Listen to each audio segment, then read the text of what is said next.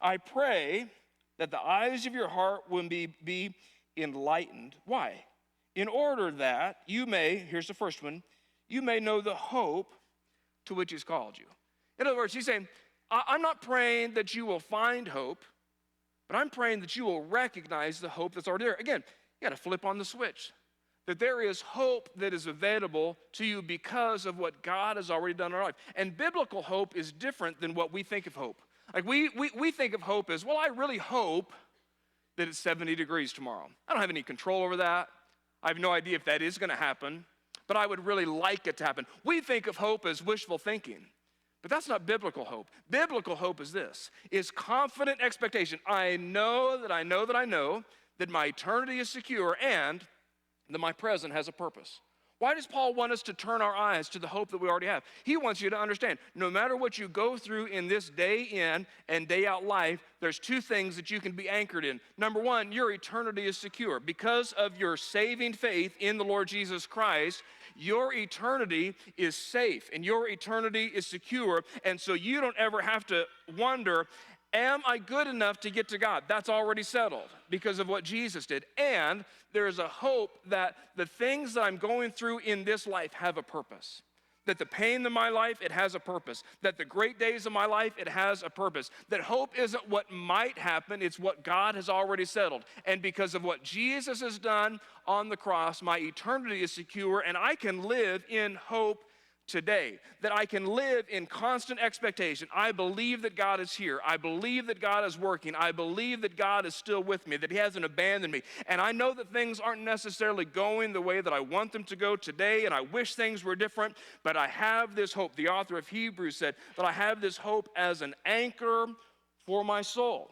And so I can open my eyes to that. You can recognize, I don't have to live this hopeless life.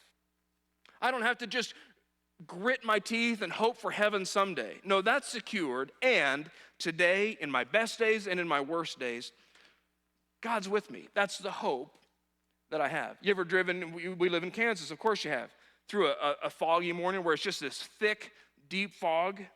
And that thick, deep fog it'll confuse you. And it'll make you slow down if you're driving. You might even have to pull over. And what's changed? The road is still there.